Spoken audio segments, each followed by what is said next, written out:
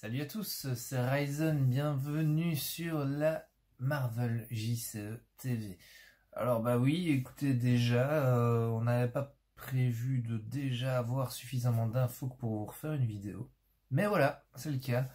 On a écumé toutes les vidéos qu'on a pu trouver sur internet, de parties, etc.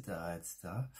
Et bien écoutez, on a plus de précisions concernant le fonctionnement du jeu, concernant les règles, concernant plein de choses. Et donc, je vais vous faire une petite vidéo qui revient sur les différents aspects que l'on a pu préciser. Alors, tout d'abord, ne vous étonnez pas que je sois seul sur cette vidéo, on ne s'est pas disputé avec Shep, il va bien, c'est juste que, comme ceci est la troisième chaîne que nous gérons, enfin même si c'est Shep qui fait tout le travail technique, que nous animons tous les deux, je vais dire, eh bien, c'est pas forcément possible de nous rencontrer pour tourner tout ce qu'il y a à tourner. Donc on a pris la décision avec Shep de faire certaines de nos vidéos en séparé, voilà. Donc, pour revenir un petit peu à ce que nous savons maintenant de plus précis sur le jeu Marvel Champions. Donc, tout d'abord, j'ai pu mettre la main sur une petite carte de référence du tour de joueur. Alors, ce qu'un joueur peut faire pendant son tour, c'est jouer des cartes autant qu'il veut et autant qu'il peut en payer. Donc ça, on vous avait dit, hein, il faut défausser des cartes pour payer des cartes. Ensuite, on peut éventuellement déclencher des actions qu'il y a sur des cartes soutien ou sur la carte du héros, par exemple. On peut utiliser l'action d'attaque, de contre ou de récupération du héros. Et on peut également changer de forme, mais c'est limité à une fois par tour. Voilà. Chaque joueur fait tout ça et décide de terminer son tour. Une fois que c'est fait, tous les joueurs à la fois défaussent le nombre de cartes qu'ils souhaitent de leur main. Donc si par exemple il y a des cartes qui ne leur plaisent pas mais qui veulent en garder certaines, eh bien ils ont le droit. Il n'y a vraiment aucune obligation. Une fois qu'ils ont défaussé les cartes qu'ils voulaient, ils repiochent de manière à avoir un nombre de cartes égal à leur taille de main définie par la forme de leur héros. Parce que pour rappel, le héros et l'alter ego n'ont pas la même taille de main. Voilà. Et enfin, chaque joueur redresse chacune de ses cartes. Donc, ça veut dire que pour le tour du méchant, eh bien, vous allez avoir tous vos héros redressés. Et que se passe-t-il lors du tour du méchant? Eh bien, on met de la menace sur l'agenda principal, première chose. Ensuite, le méchant principal s'active en fonction de si vous êtes en forme alter ego ou en forme héros. Eh bien, si vous êtes en forme alter ego, il vous attaque. Si vous êtes en forme héros, si vous êtes en forme alter ego, il manigance. Si vous êtes en forme héros, il vous attaque. Alors, comment ça se passe en pratique? Eh bien, le vilain vous attaque ou manigance, peu importe ce qu'il fait en fait. Vous prenez la première carte du deck de rencontre et ensuite on regarde le nombre de petits, enfin c'est pas vraiment des triangles, mais de petits symboles rouges en bas à droite de la carte et on ajoute ça à cette valeur. Donc si par exemple, voilà, ici on a l'ombre du passé, on peut voir que cette carte on se fiche du texte, hein, mais on voit que cette carte a deux petits symboles. Et bien ça veut dire que si l'ennemi attaqué, eh bien il ajoute 2 à sa valeur d'attaque, et s'il manigançait, eh bien il ajoute 2 à sa valeur de manigance. C'est tout simple. Donc pour prendre un exemple bien pratique, si nous avions Rhino sous sa deuxième phase, comme vous le voyez ici incrusté, qui a une attaque de 3, avec les 2 en plus de l'ombre du passé, ça veut dire que il attaque au final à 5, et que le héros qui se prend l'attaque doit subir 5 points de dégâts. Alors, vous allez me dire, oui mais ok, super, très bien, mais quand je me fais attaquer, est-ce que il y a une action de défense qui est possible. En plus, comme tout le monde vient de se redresser, hein, puisque à la fin de la phase des héros, tout le monde est redressé, il n'y a pas de raison que je ne puisse pas défendre. Alors, oui, il n'y a pas de souci avec ça. Donc, je vérifie juste mes sources, voilà. Que se passe-t-il? Quand on défend, simplement,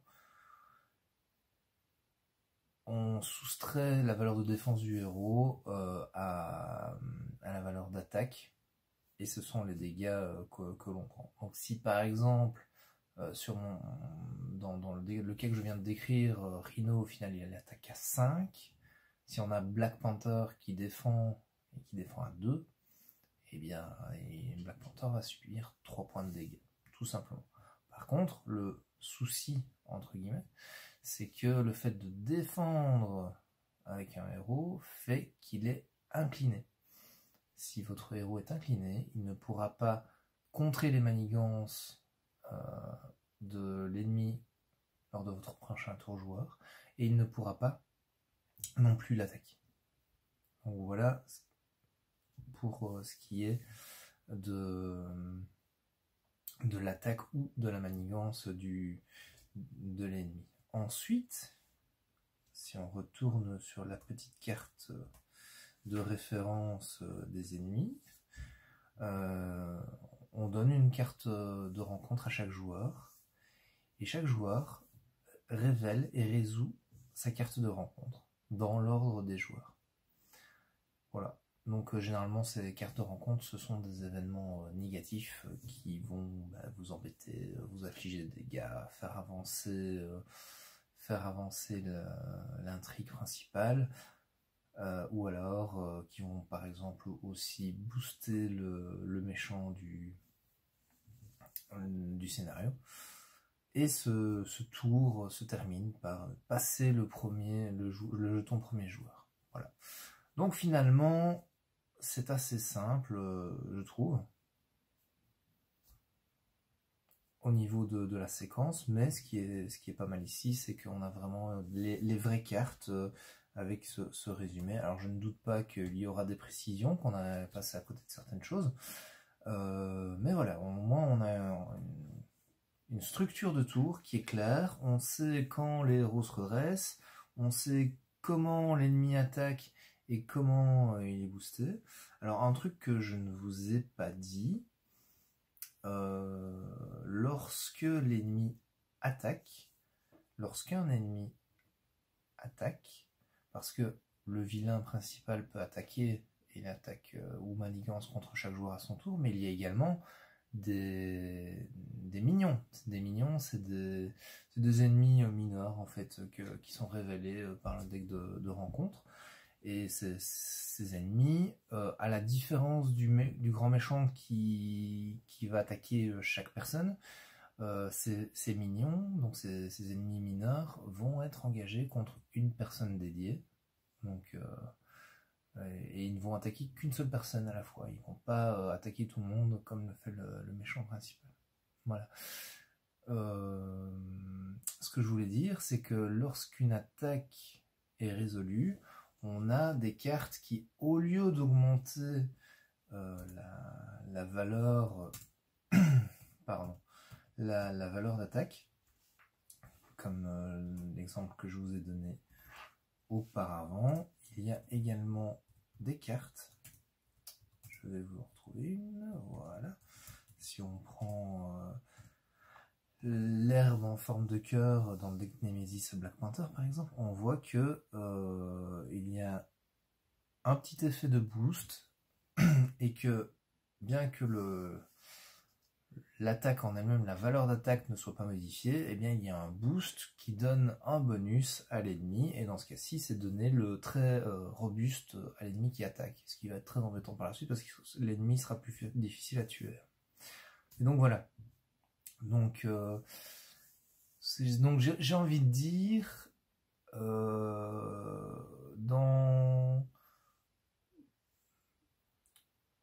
quand c'est le tour des ennemis, soit de vous manigancer contre vous, soit d'attaquer, eh bien, certes, on a la valeur d'attaque ou de manigance qui n'est pas connue. Maintenant, au moins, si on fait une manigance, on est sûr qu'on ne se ramasse pas des effets pénibles comme... Ah non, le boost, je suis même passé. Non, j'ai rien dit parce que le boost il peut fonctionner aussi lors d'une manigance en fait. Donc au final, il y a juste deux types d'effets, soit on augmente la valeur, soit l'ennemi se retrouve boosté. Donc voilà. Voilà. Alors, donc ça c'était un des premiers points que je voulais aborder avec vous. Le deuxième point, c'est les alliés. Donc les alliés, comment ça marche? Eh bien, les alliés, vous pouvez en jouer jusqu'à 3. Donc il y a un maximum. On ne peut pas dépasser plus de 3 alliés. Donc les alliés sont joués comme les autres cartes soutien, ça il n'y a pas de souci au niveau du coup, il n'y a pas de spécificité. Par contre, pourquoi c'est un petit peu particulier qu'il fallait passer sur ces alliés, c'est parce que généralement, ce qui se passe, c'est que les alliés, quand vous les utilisez pour contrer les manigances ennemies ou pour attaquer, eh bien, on va prendre un exemple encore une fois. Si vous prenez par exemple Nick Fury, voilà, Nick Fury, vous pouvez voir qu'en dessous de sa valeur de contre et d'attaque, il a une petite étoile.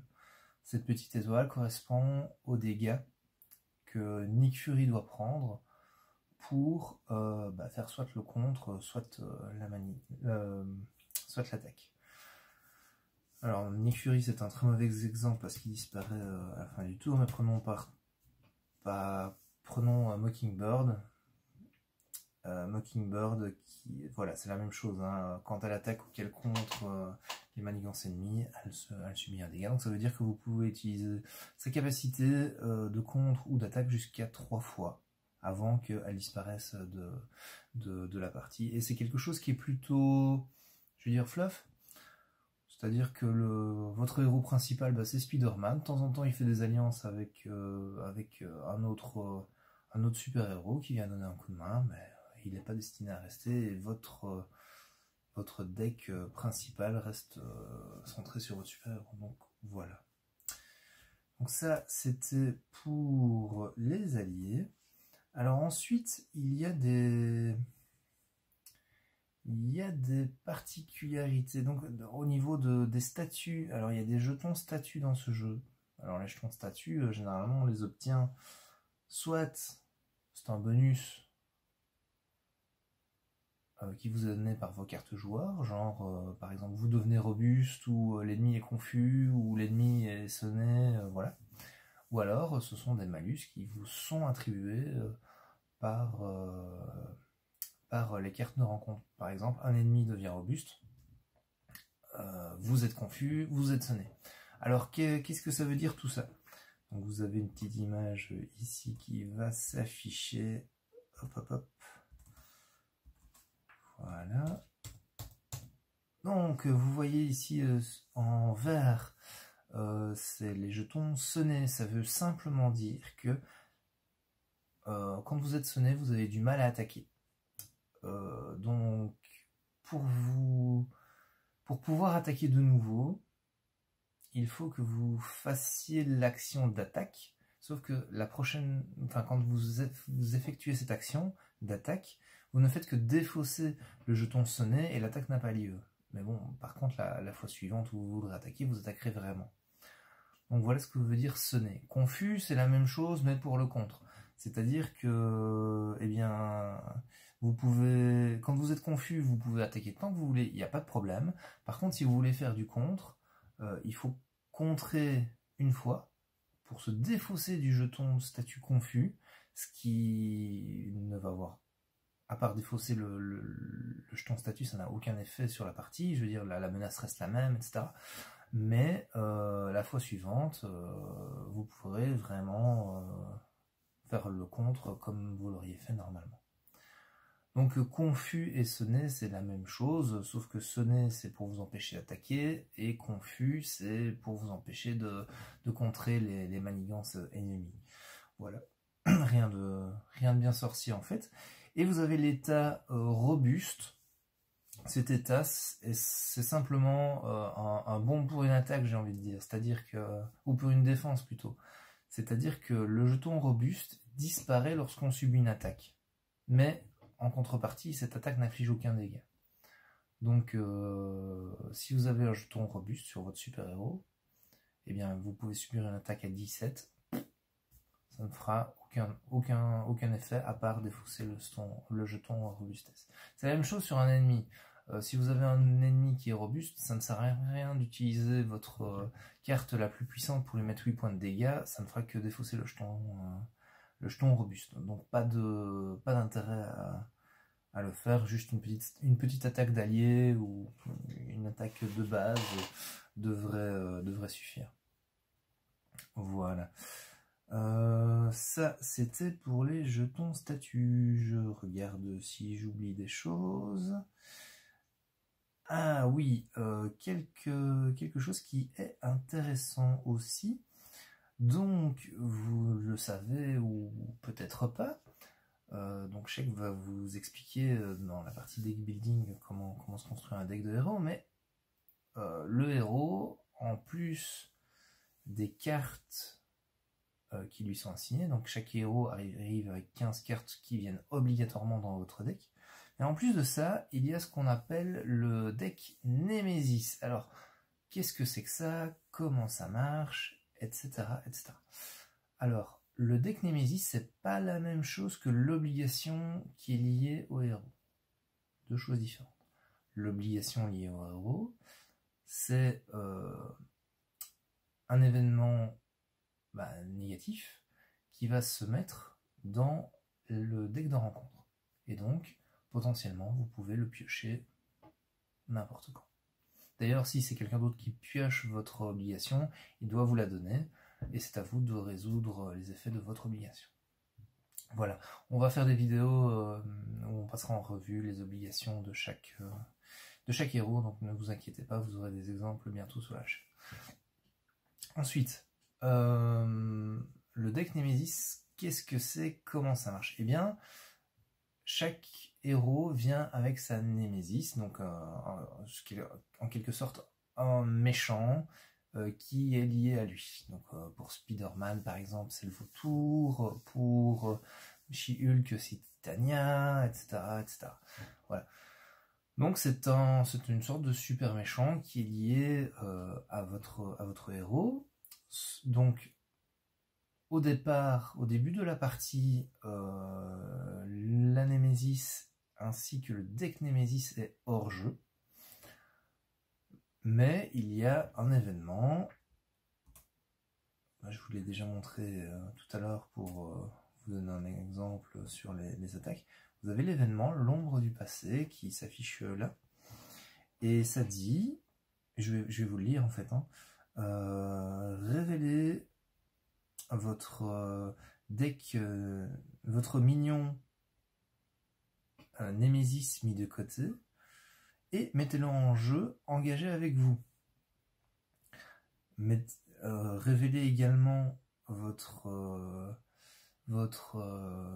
intrigue, votre agenda Némésis mis de côté, parce qu'en plus d'avoir un personnage qui est votre Némésis, eh bien ça s'accompagne d'une sorte de quête supplémentaire, donc d'un agenda supplémentaire, qui va à chaque fois avoir des effets négatifs, forcément. Donc c'est pas un cadeau, choper cette carte.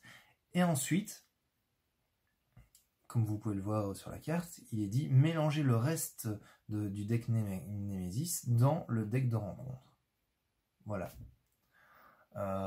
Donc finalement, comment ça se passe? Bah, simplement, si vous tirez cette carte, bah, il y a 3 choses qui vont aller mal pour vous. 1, vous êtes engagé par un ennemi automatiquement. 2, il y a une quête supplémentaire, donc un agenda supplémentaire qui se met en jeu et ça va avoir des effets négatifs. Il y a 3 effets possibles.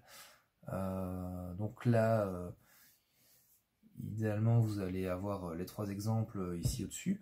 Soit vous avez un petit point d'exclamation qui dit ben voilà, cet agenda doit être, on doit enlever la menace de cet agenda avant de pouvoir enlever la menace de quoi que ce soit d'autre. Donc ça veut dire que si votre agenda principal avance, ben vous ne pouvez pas agir dessus tant que cet agenda secondaire avec ce petit point d'exclamation n'était je vais dire terminé et qu'on a enlevé toute la menace de celui-ci.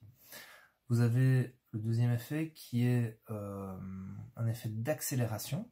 Donc l'effet d'accélération, ça veut simplement dire que tant que la quête annexe est en jeu, eh bien vous avez un jeton supplémentaire qui se met à chaque fois qu'on ajoute de la menace sur l'agenda principal en début de tour ennemi. Voilà. Ça, c'est un deuxième effet qui est pas sympa. Et le troisième effet, eh bien, c'est simplement tirer une carte de rencontre supplémentaire. Je dis bien supplémentaire et non pas supplémentaire par joueur, parce que sinon ça deviendrait ingérable. Donc voilà, ça c'est les quêtes annexes qui peuvent popper, hein. C'est les trois types d'effets. Et puis en plus de cette quête annexe, eh bien, vous avez des cartes traîtrises qui sont mélangées au deck de rencontre. Alors généralement c'est thématique et c'est lié au minion Némésis de votre héros. Ici, le but n'est pas de rentrer dans le détail de chacun des decks Némésis, sachez que ça existe. Il y a des vidéos qui vont arriver et on présentera le héros avec le deck Némésis. Donc voilà, vous aurez des exemples précis à ce moment-là. Voilà. Alors, est-ce que j'ai oublié quelque chose? Donc j'ai parlé du deck Némésis, j'ai parlé des jetons statues. Oui, quelque chose qui peut être intéressant, parce que chaque jeu de cartes le fait différemment, chaque LCG le fait différemment. Quand vous faites votre main de départ, vous avez le droit à ce qu'on appelle un mulligan.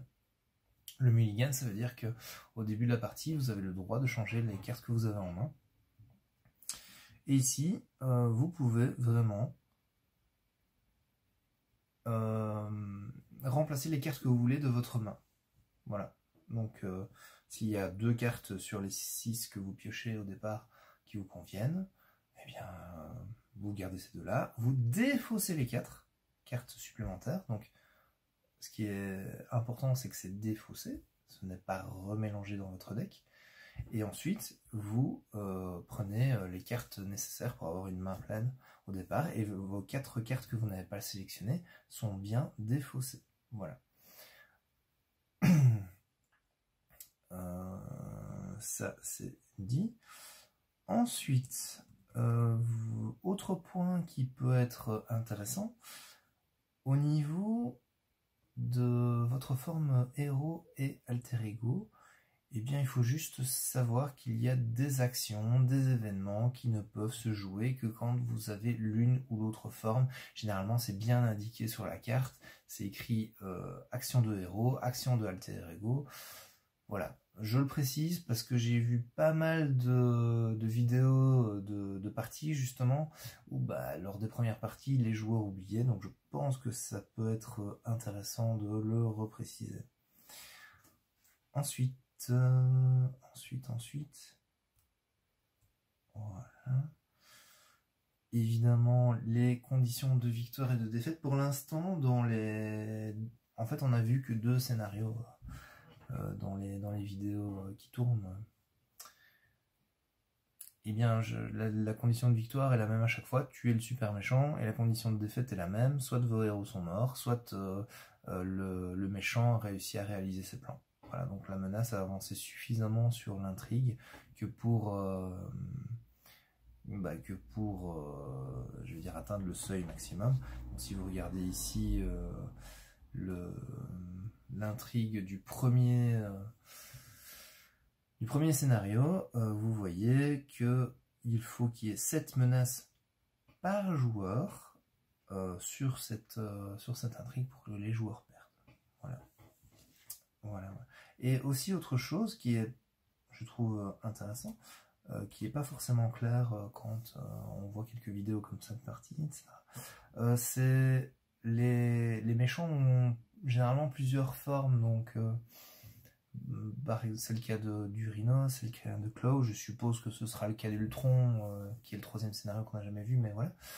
C'est-à-dire que vous avez Rhino phase 1, on va dire, qui a 14 points de vie, et qui tape moins fort que Rhino phase 2, qui lui a 15 points de vie.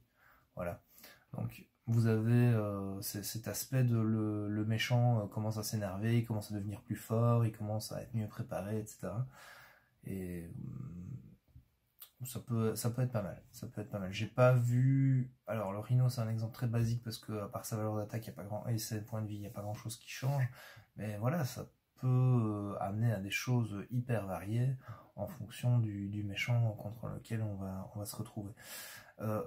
Autre chose aussi, et ça c'est un peu lié, dans la boîte de base, il est prévu que il est conseillé que donc vous avez le deck de rencontre qui est construit évidemment des cartes liées au méchant principal du scénario.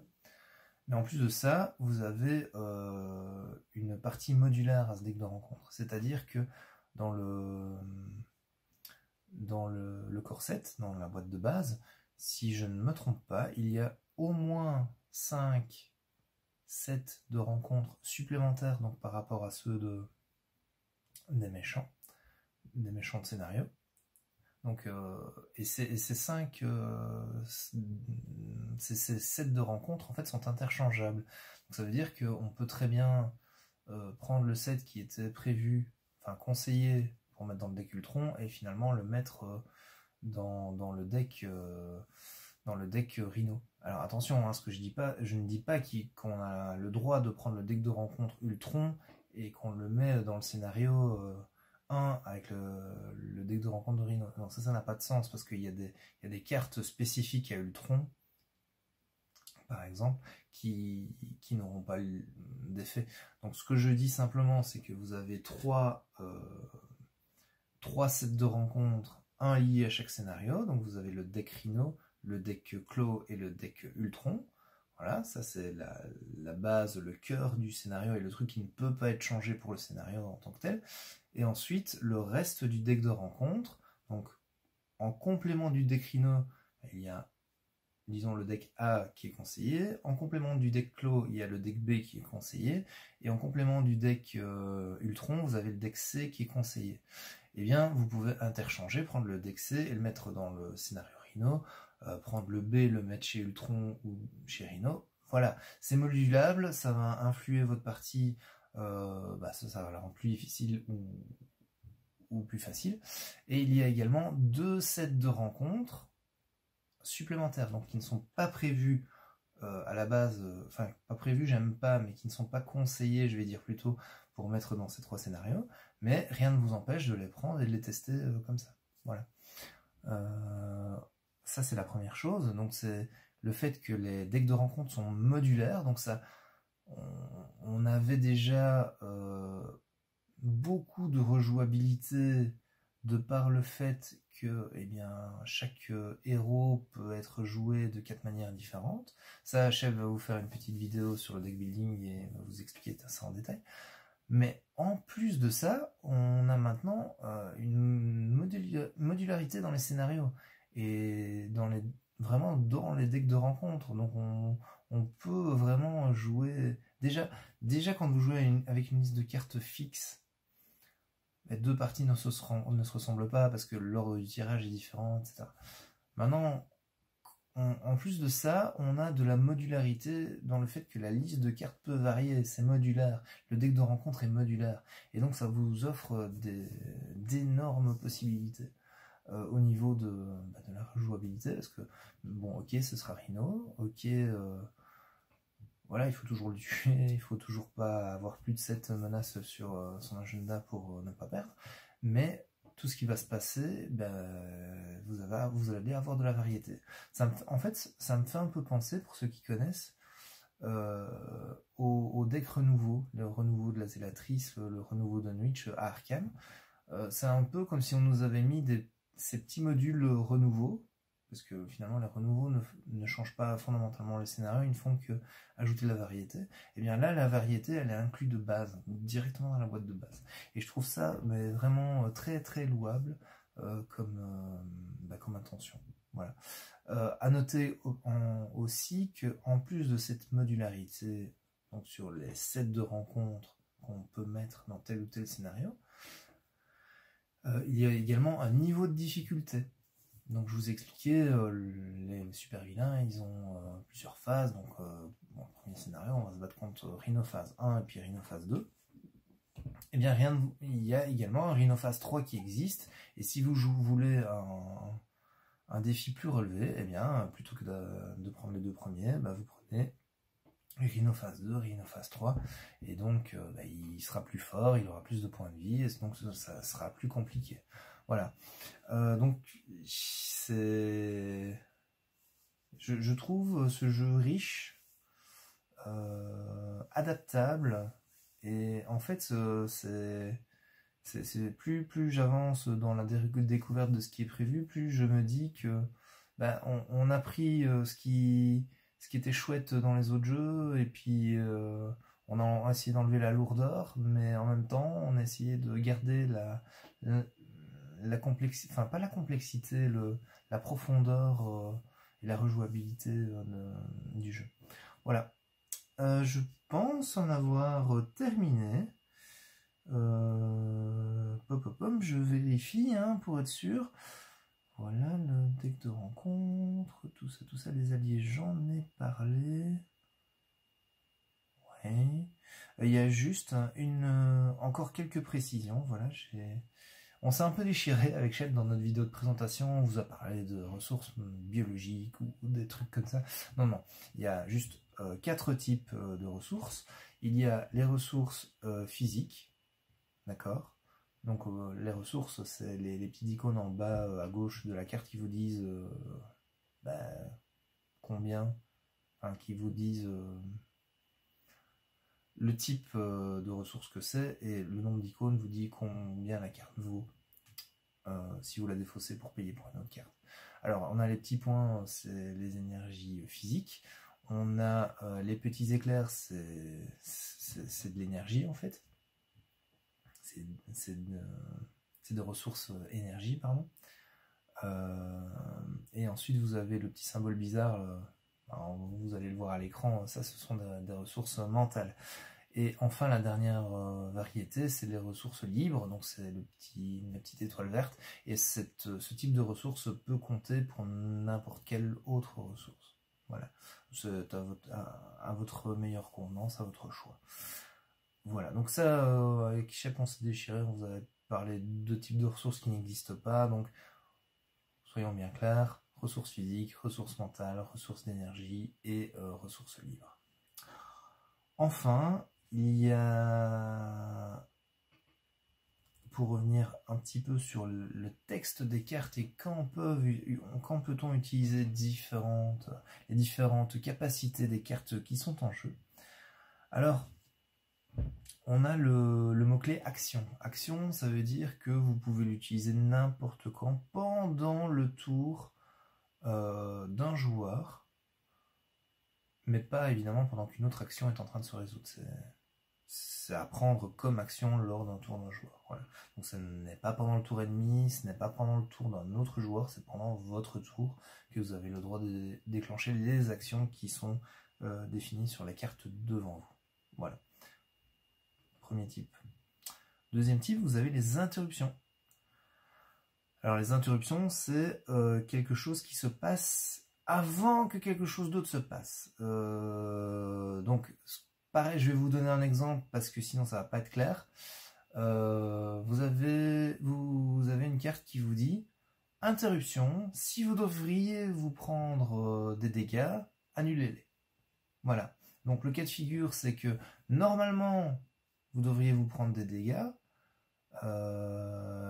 mais vous ne les prenez pas, et du coup, c'est comme si ces dégâts n'avaient jamais existé. C'est très important. Pourquoi ? Parce que le type suivant, c'est pas interruption, mais c'est réaction. Une réaction, ça se déclenche après, après que l'événement se soit passé. Donc imaginez, on va prendre un cas bien spécifique, je suis un héros, j'ai 2 points de vie.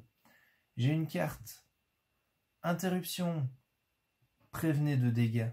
Donc si vous devriez vous en prendre, donc, empêcher les dégâts de vous atteindre. Voilà. Et ensuite, une autre carte, réaction. Ah ben, si après vous êtes pris des dégâts, soignez-vous de 2. C'est très important cette différence, parce que s'il me reste que 2 points de vie, l'interruption va me sauver la vie, parce que ça m'empêche de tomber à 0. Je ne suis jamais tombé à 0. Tandis que la réaction qui dit soignez-vous de 2 après, bah, c'est trop tard. Je suis déjà tombé à 0. Alors même si on essaye de me soigner, bah, le fait que j'ai atteint 0 fait que mon personnage est mort, et donc la réaction, c'est trop tard, mon personnage est mort et donc ne peut plus jouer. Voilà. Donc j'espère que par cet exemple, je vous ai montré la différence entre une interruption et une réaction. Donc la réaction, ça se passe après que quelque chose soit arrivé. Voilà. Et ensuite, vous avez le forcé. C'est simplement quelque chose qui doit être fait et le timing est généralement bien défini dans la carte. Donc par exemple, je crois qu'il y a une carte de She-Hulk qui dit que She-Hulk, c'est un soutien qui dit She-Hulk a plus 2 en attaque. Magnifique, attaque à 5 plutôt qu'à 3. Par contre, il y a l'effet forcé après qu'elle ait attaqué, défausser cette carte. Parce que c'est juste un boost pour une attaque en fait. Voilà. Donc voilà à quoi sert ce mot-clé forcé. Alors, ouais. Voilà, je pense que c'est tout pour cette fois. Ouais, je pense que j'ai fait le tour de ma petite liste. Si vous avez des questions spécifiques, n'hésitez surtout pas à les poser. C'est normal d'en avoir. Je veux dire, on n'a pas de livre de règles, donc tout ce que j'ai pu vous dire aujourd'hui, eh bien, je l'ai grappillé d'internet. J'ai regardé des vidéos de parties, des vidéos qui ont été faites, de démos qui ont été faites par les gens de FFG pour certains youtubeurs. Voilà. Donc j'ai glané ces infos, j'ai tout rassemblé, j'ai un peu écumé les forums pour essayer de recouper les informations. Voilà ce que ça donne. Mais n'hésitez pas, si vous avez la moindre question, je prendrai bien sûr le temps de vous répondre. Je pense que la prochaine vidéo qui va sortir, ce sera notre ami Shep qui vous la fera sur le deck building et ce qui est déjà prévu pour les prochaines sorties de ce jeu qui n'est même pas encore sorti. Voilà. Donc sur ce, je vous laisse. Si vous avez apprécié cette vidéo, les pouces levés seront appréciés. N'hésitez pas à vous abonner si ce n'est pas déjà le cas. Et bien, malgré le fait qu'il faut attendre octobre pour sortir votre costume de super-héros, j'espère que vous irez bien d'ici là. Salut!